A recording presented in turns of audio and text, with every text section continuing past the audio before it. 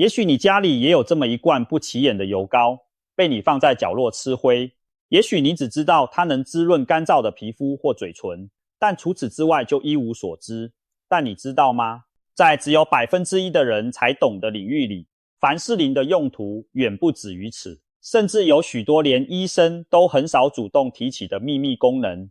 聽起來不可思議吧？今天就讓我們一起深入挖掘這罐醫生不說的凡士林背後那些讓人跌破眼鏡的妙用與故事。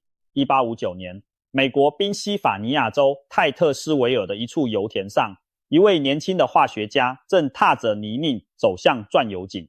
他叫羅伯特·厄切斯伯勒，此時只有22歲，滿懷好奇地來到這裡，想看看新發現的石油能帶來哪些新材料。就在那兒，工人們告訴他一件怪事：油井機械上經常會粘附着一種厚厚的黑色蠟狀物，得不停清理才能讓機械運轉。這玩意兒被工人戲稱為鑽乾蠟，又髒又黏，似乎一無是處。但工人們發現了一個奇妙的用途：當有人被工具割傷或燙傷時，只要把這種從石油裡挖出來的粘膠塗在傷口上，疼痛會減輕，傷口也好得特別快。切斯伯勒聽了一愣，難道真有這麼神奇？這個發現讓切斯伯勒大為驚奇。他小心翼翼地取走了一些黑色的鑽桿蠟，帶回自己的實驗室研究。經過反復提煉，他從這粘稠的黑蠟中蒸餾出較輕的油分，最後得到了一種淡黃色、半透明的柔軟凝膠狀物質。這就是最早的凡士林雛形。切斯伯勒替他取了個響亮的名字，靈感來自德語的水 Wasser 和希臘語的油 Eleon， 合在一起叫做 Vaseline。中文我們翻譯為凡士林。從此這個名字開始在歷史上留下足跡。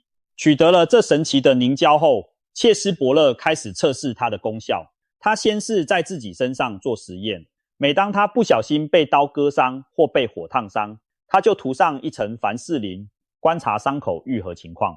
結果一再驗證了工人們的說法，塗了凡士林的傷口不僅疼痛明顯減輕，還能更快癒合，甚至疤痕都比較小。這種療效是怎麼做到的呢？切斯伯勒意識到自己手中握着的可能是一種改變傳統療法的寶貝，於是他開始滿懷信心地向藥房推銷這種神奇膏藥。然而一開始並沒有多少人相信他的產品。19世紀的藥劑師們皺着眉頭看着這罐來路不明的油膏，嫌棄地搖頭。一個從石油渣子提煉出的玩意能有什麼用？沒人願意把它擺上藥房貨架。面對這種冷遇，切斯伯勒沒有氣餒，他決定親自向世人證明凡士林的價值。據說有一天，他走上紐約街頭的一個集市，當眾表演了一個驚人的實驗。他拿出強酸和火源，在圍觀人群面前竟然親自開始傷害自己。只見他在自己手臂上先倒上酸液灼燒，又用火焰猛烤，轉眼皮膚上就出現了駭人的燒傷痕跡。人群發出驚呼聲，有人甚至不忍直視。然而切斯伯勒面不改色，鎮定地咬出他的新發明凡士林，厚厚地塗在自己燒傷的皮膚上。神奇的事情發生了，他受傷的皮膚不再冒煙，仿佛得到了某種安撫。隨後他高舉雙臂，給大家看他之前身上幾處已癒合的傷疤，聲稱正是這種油膏讓那些傷口快速復原。這驚心動魄的自虐式宣傳終於收到了奇效，人們被他對產品的信心與效果所折服，紛紛掏錢購買。藥房老闆們見狀也開始主動進貨，凡士林就這樣一炮而紅。到了1870年代中期，切斯伯勒的凡士林事業蒸蒸日上。他在紐約布魯克林開設了第一家凡士林工廠，生產規模迅速擴大。據說到1874年時，他的店面每天能賣出超過1400罐凡士林。一夜之間，幾乎人人都想要這個神奇藥膏，連遠在大西洋彼岸的英國皇室也成了忠實用戶。維多利亞女王據傳每天都要使用凡士林來保養皮膚。試想那時凡士林得有多受歡迎，連女王都愛不釋手。後來在1883年，女王甚至因切斯伯勒在科學與醫藥上的貢獻，將他冊封為爵士。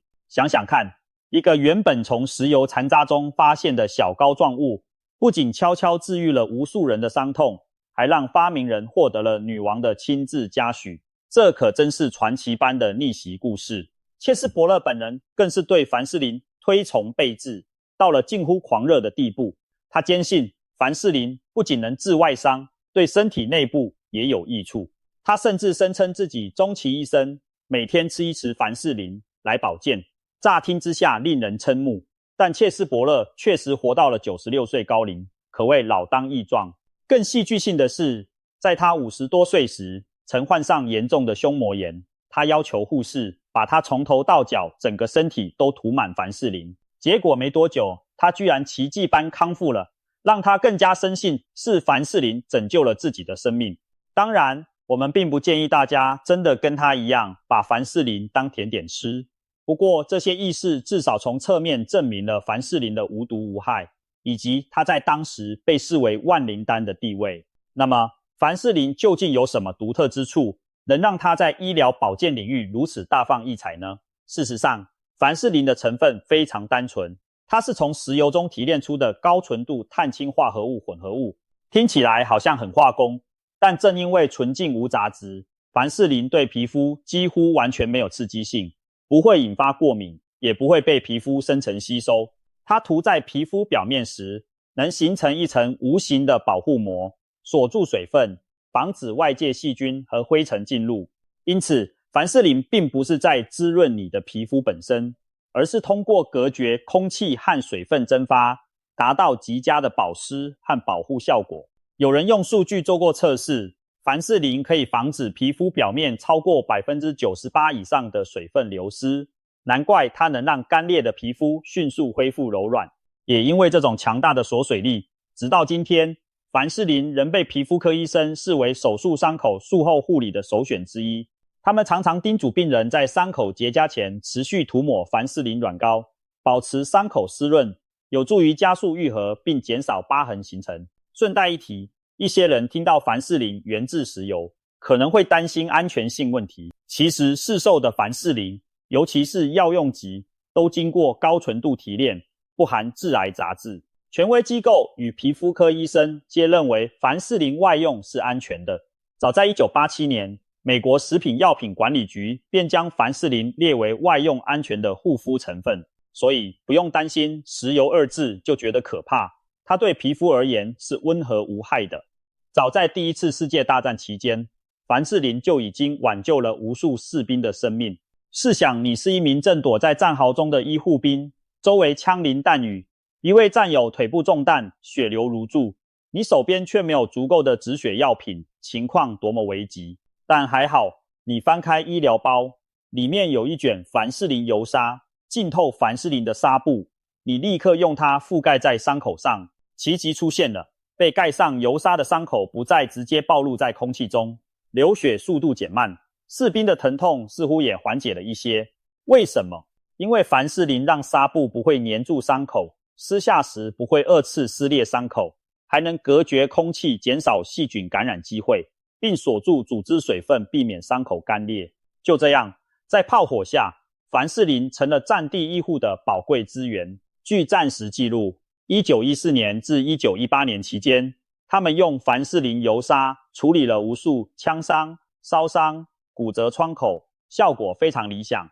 很多時候，前線醫護人員捉襟見肘，凡士林紗布就是傷患和感染死亡之間的最後屏障。難怪凡士林在一戰中供不應求，甚至成了士兵們私下交換的硬通貨。有人寧可拿巧克力跟別連隊換取一小盒凡士林，可見其珍貴。除此之外，在炎熱的戰地訓練營，士兵們還發現凡士林有其他妙用。他們會用它塗在曬傷的皮膚上，以減輕太陽灼傷的疼痛，或者在長途行軍前塗在腳上，避免長時間摩擦生水泡。可以說，一戰時期，凡士林就是士兵的隨身護符，救急治病，功能多多。到了第二次世界大戰，凡士林依然是軍中不可或缺的萬用藥膏，繼續在戰火中發揮光和熱。這一次，它的用武之地更廣泛了。在南太平洋濕熱的叢林裡，美軍士兵會拿凡士林塗在槍械的金屬部件上，以防止潮濕環境下快速生鏽卡殼。在冰天雪地的歐洲戰場上，士兵則用它厚塗在臉上和手上，來抵禦刺骨寒風和嚴寒，就像塗了一層看不見的護甲一樣。想象一下，在阿登森林的雪夜，一個疲憊的哨兵往自己凍裂的臉頰上抹着從急救包裡挖出的一點凡士林，疼痛頓時緩解了些。他重新拉好大衣，繼續堅守陣地。凡士林就是這樣默默地在極端條件下保護着士兵們。甚至有人說，在物資匱乏時，一罐凡士林對逃難的平民或野外求生者而言，幾乎等同於一個袖珍醫藥箱和生存工具箱。戰地回憶錄中不乏這樣的片段。在轟炸的廢墟中，一名軍醫顫抖着從挎包掏出凡士林，細心地為傷員塗抹包紮傷口。在茫茫荒野逃難的難民母親，半夜裡用僅存的一點凡士林為孩子塗抹凍傷的雙腳取暖。在那兵荒馬亂的年代，凡士林雖然不起眼，卻默默守護了無數生命，穿越戰火硝煙。從上述種種例子可以看出，一罐平凡的凡士林在戰爭年代竟能發揮如此多樣而關鍵的作用，不能不令人肅然起敬。戰爭結束後，凡士林的名聲傳遍全球。20世紀初，這個來自美國的小罐頭被引進到了歐洲、亞洲各地。在中國和台灣的老一輩人記憶裡，凡士林曾是居家必備的寶物之一。那個年代物資不豐富，一罐凡士林可頂半個藥箱，從頭到腳的毛病都能用它來應急。難怪有人笑稱它為萬用膏。當戰爭結束，凡士林回到日常生活中，依然扮演着低調卻重要的角色。我們許多人從小就知道它可以拿來當護唇膏，冬天嘴唇乾裂時抹一點，很快就恢復滋潤，不再刺痛。媽媽或奶奶們或許也曾用它塗抹你乾燥的臉頰、手肘和膝蓋，讓粗糙的皮膚在隔天變得光滑柔嫩。甚至嬰兒都受惠於凡士林。每次換尿布後，在寶寶的小屁屁塗一層凡士林，可以隔離尿液和糞便的刺激，預防尿布疹。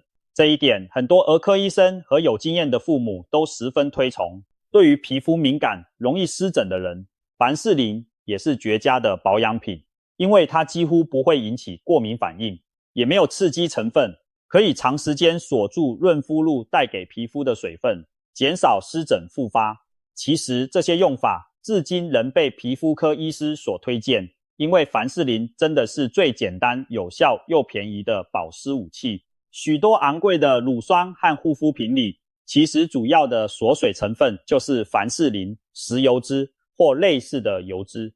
與其花大錢買名牌保養品，不如試試薄薄一層凡士林的魔力，往往就能起到立竿見影的效果。談到傷口處理，許多人從小被教導，傷口要透氣，等它自然結痂才好。然而現代醫學研究卻顛覆了這種觀念，保持傷口濕潤反而能更快癒合，減少疤痕。為什麼會這樣呢？原因在於濕潤的環境能促進細胞生長移動，而乾燥結痂反倒阻礙新皮膚組成。凡士林正是實現濕潤癒合的利器。塗上一層凡士林後，傷口表面被保護起來，不與空氣直接接觸，不容易乾裂出血，也降低了細菌感染幾率。許多外科醫生在縫合傷口後，會直接蓋上一片凡士林紗布，並囑咐患者在接下來的日子每天清洗傷口後重新塗凡士林覆蓋。結果往往是傷口癒合得又快又好。這點或許連你的家庭醫生平時都未必特別強調，但它確實是醫療界的常識啦。所以下次你被小刀劃傷或摔傷皮肉時，不妨試試在清潔消毒後抹點凡士林，再貼 OK 繃封起來。你可能會發現傷口好的速度比你預期的還快。當然，如果傷口很深很嚴重，還是應該尋求醫生治療。凡士林主要適用於較淺表的小傷口。凡士林的妙用還不僅止於外傷和皮膚保養，它甚至能幫助對抗令人煩惱的過敏。鼻子過敏小妙招，很多人一到換季就鼻子癢、打噴嚏、流鼻水不停，嚴重時甚至鼻塞影響睡眠。一般我們會去看耳鼻喉科，醫生可能給抗組織胺藥或鼻噴劑，但有多少醫生會告訴你，其實凡士林也能在一定程度上緩解過敏症狀呢？操作很簡單，用一支棉花棒沾取一點點凡士林，在鼻孔的內側輕輕塗抹一圈，注意不要往太深處，只在鼻孔入口前端約1公分的範圍即可。塗完之後，你的鼻腔內會形成一層薄薄的油性保護膜。當你呼吸時，空氣中的灰塵、花粉、過敏原很多會被這層黏黏的油給攔截粘附住，減少它們進入鼻腔深處刺激黏膜。這樣一來，打噴嚏和流鼻水的頻率往往就明顯下降。此外，凡士林也能保持鼻腔前庭的黏膜濕潤，防止因乾燥而導致的鼻痂和皸裂。特別在寒冷乾燥的冬天，很多人早上醒來鼻子乾得難受，甚至容易流鼻血，在鼻孔內抹一點凡士林就能大大改善。不過在這裡也要提醒一下，凡士林雖好，可不要太貪心往鼻孔深處狂抹，或長期每天大劑量使用。因為極少數情況下，如果長期將大量凡士林塗在鼻腔深處，可能有極微小的油滴被吸入肺部，時間久了在肺裡蓄積，導致所謂類脂性肺炎的問題。不過這種情況非常罕見，一般只有長期每天往鼻孔深處抹油才有風險，而且通常我們塗在鼻腔內，前端的凡士林最後都會隨鼻黏膜纖毛排出或吞咽進入食道，不會跑進氣管。所以只要適度使用，比如一天1-2次，每次薄薄一層在鼻孔前緣，就完全不必擔心。有了這個小技巧，許多飽受鼻過敏困擾的人在花粉季節都感嘆如獲至寶，原來一點凡士林就能減輕那麼多痛苦，難怪有人說這是醫生沒告訴你的過敏保護小秘方。更出乎意料的是，在專業體育運動領域，凡士林也扮演着無聲的英雄角色。長跑選手、登山客，甚至鐵人3項運動員都對凡士林讚譽有加。參加馬拉松比賽的人或許注意過一個細節，賽道沿途常有工作人員拿着木棒，頂端是一坨白花花黏糊糊的東西，不停遞給選手。那是什麼？沒錯，正是凡士林。對於長距離跑步的人而言，身體局部皮膚反覆摩擦是大問題，常常跑着跑着，大腿內側、腋下、腳跟，甚至男性的乳頭都會被磨得皮開肉綻，疼痛難忍。預先在這些容易摩擦的部位塗上一層凡士林，等於穿上隱形的潤滑護甲，能有效預防這種跑者擦傷。很多第一次跑全馬的人，因不知這訣竅，衝線時身上多處破皮，血跡斑斑，才恍然大悟，教訓慘痛。如今在大型賽事中，凡士林已是補給站的標配之一，幫助無數跑者避免了痛苦，順利完成比賽。在極端環境下，凡士林的保護威力也令人驚豔。舉個例子，挑戰橫渡英吉利海峽的選手，往往需要在冰冷的海水中連續游10多個小時。他們有個傳統，就是在下水前把身體容易受寒、受傷的部位塗滿凡士林與羊毛脂混合的海洋潤滑脂。雖然後來證明塗這個並不能真的保暖，但它能大幅減少皮膚和泳衣之間、四肢和身體之間長時間摩擦造成的擦傷，並防止海水浸泡導致的皮膚潰爛。此外，在高山雪地運動或南北極探險時，人們也會在臉上塗一層凡士林，來防止凜冽寒風和低溫對皮膚的傷害。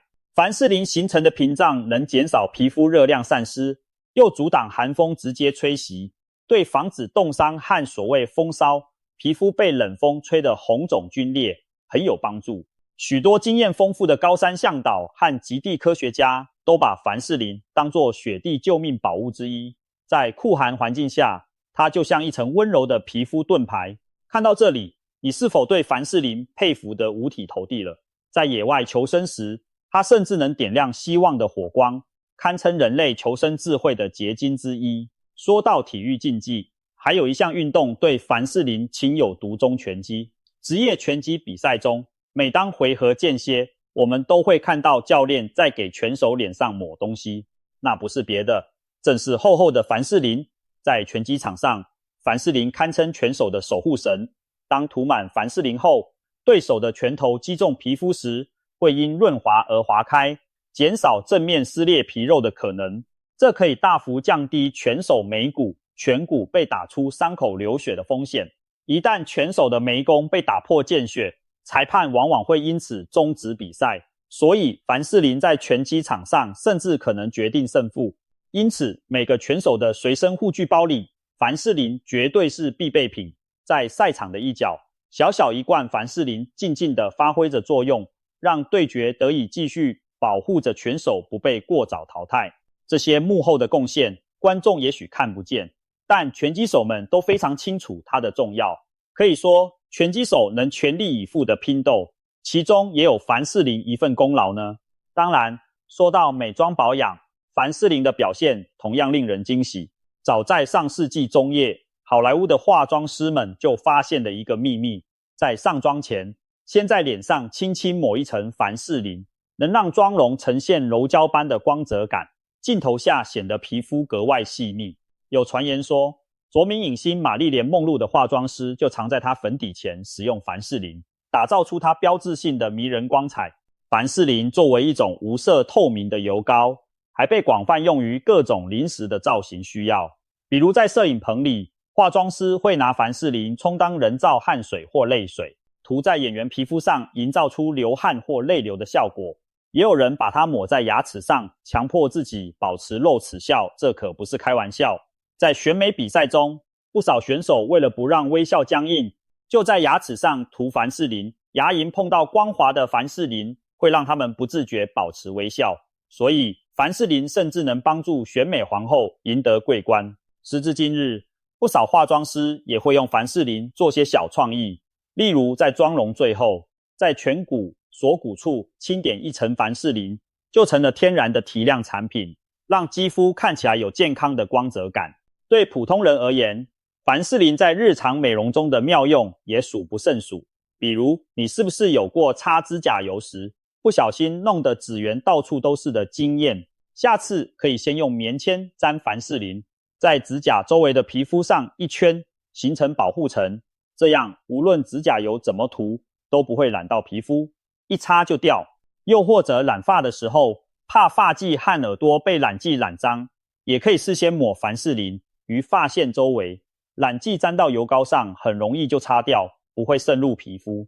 化妝的時候，如果睫毛膏不慎弄糊了眼皮，別慌，拿棉棒沾點凡士林輕輕擦拭，立即就能把襯出的黑色妝垢溶解釋去，不破壞周圍的底妝。其實凡士林是極佳的卸妝產品，它可以溶解頑固的防水彩妝，尤其對付濃重的睫毛膏、眼線非常有效，而且成分單純不刺激皮膚，比很多含酒精或香料的卸妝品更溫和。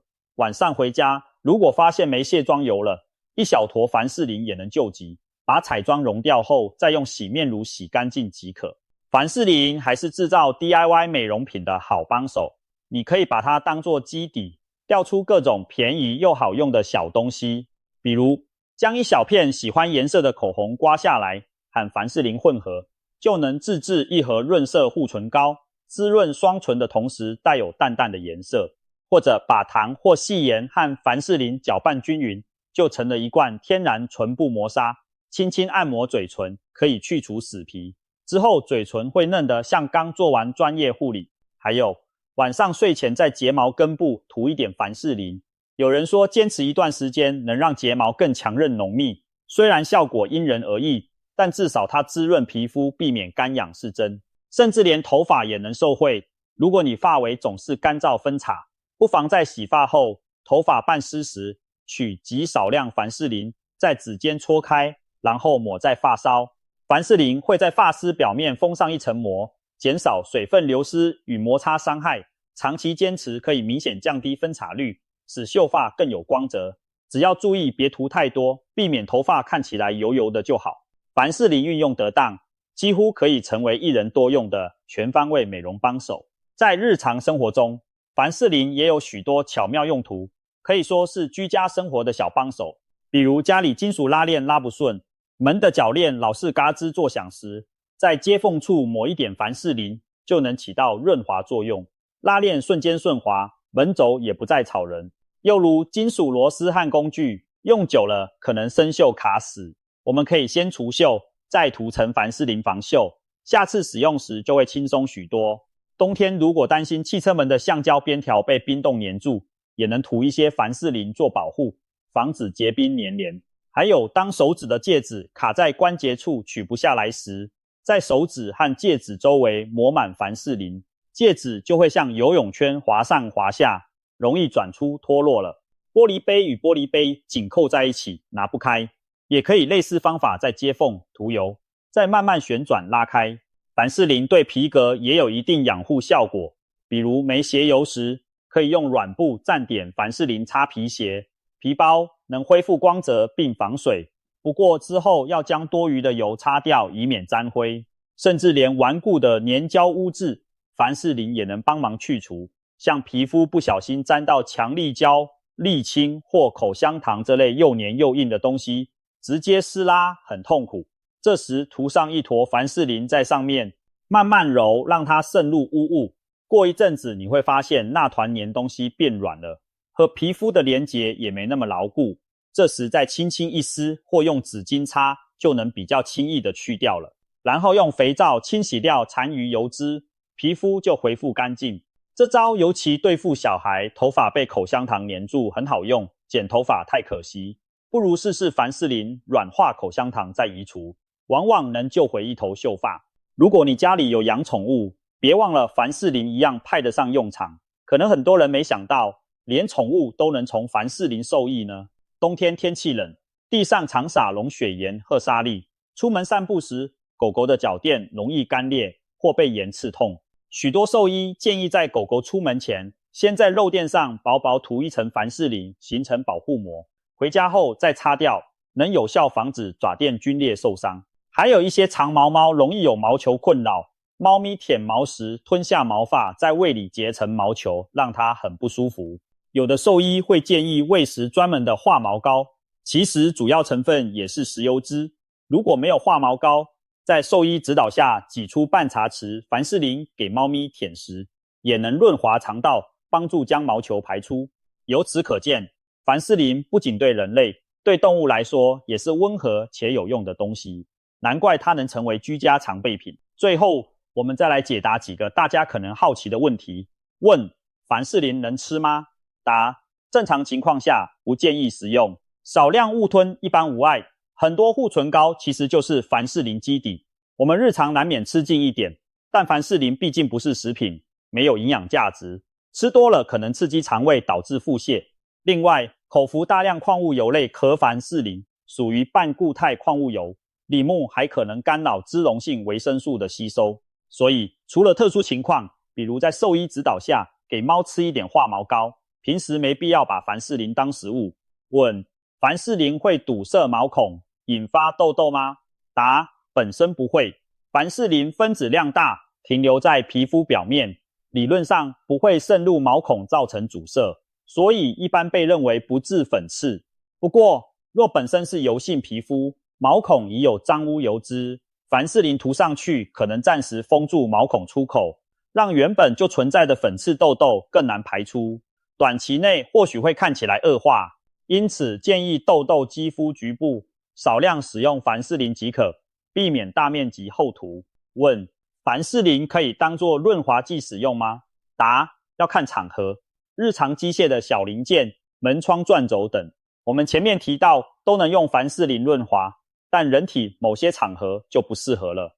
比如兩性生活中，千萬不要使用凡士林作為保險套的潤滑劑，因為凡士林會使乳膠材質的保險套加速老化破裂，導致避孕與防病失效，且殘留體內也難以清洗。同理，在醫療上，凡士林也不能用於潤滑醫用的橡膠手套或器械出入人體。簡單說，接觸乳膠、橡膠的場合都不要用凡士林，務必遵照醫生建議，選擇水性或矽基潤滑劑更安全。問：凡士林有保質期嗎？會變質嗎？答：凡士林本身是相當穩定的碳氫化合物，不含水分，因此不易滋生細菌，一般不會像乳液那樣變質發霉。許多凡士林產品標示開封後可使用多年甚至無期限，但如果存放太久，幾年甚至10年以上，表面可能氧化變黃或聞起來有油耗味，那就建議不要再用在皮膚上了。如果只有表面一小層變色，有些人會挖掉表層繼續用下層較新鮮的部分。總之，凡士林保存得當，可以放非常久，但為了皮膚安全起見，開封後還是盡量在幾年內用完為佳。說了這麼多，不知道你是否已經對眼前這罐凡士林刮目相看了呢？從19世紀的油田廢料，到戰地醫護的急救用品，再到化妝台、運動場、居家雜物的萬用法寶，凡士林一路走來，可謂精彩紛呈。它價格便宜到幾乎人人買得起，成分簡單卻功能豐富，卻解決了我們生活中形形色色的問題。有些用法也許連醫生都不會特地告訴你，因為醫學的分科越來越細，每個專科醫師只管自己的領域，反而忽略了這種跨領域的小妙招。但現在，通過我們的深度挖掘，這些秘密都已經展現在你眼前。也許你會想，凡士林真的這麼好？為什麼醫生不大力宣傳？原因可能很樸素，凡士林太尋常了，幾乎沒什麼商業利潤可圖。醫生更關注新的藥品和療法，自然不會花時間來談論一個人人都買得到的老東西。然而，正是這樣一個不起眼的存在，卻默默地造福了一代又一代人類。從皇家貴族到平民百姓，從戰場英雄到嬰兒與寵物，它跨越了階層與物種，守護着我們的健康與生活。現在你就屬於那懂的1%了。下次再看到那罐默默躺在抽屜角落的凡士林，希望你會想起今天聽到的這些故事，明白它潛藏的巨大價值。或許在未來的某個時刻，正是這罐小小的凡士林幫了你一個大忙，讓你露出會心一笑。別忘了把這些冷門又實用的知識分享給你的親朋好友，讓更多人也成為那幸運的1%吧。畢竟，一罐不到幾十塊錢的凡士林所提供的價值，可能遠遠超過我們的想象。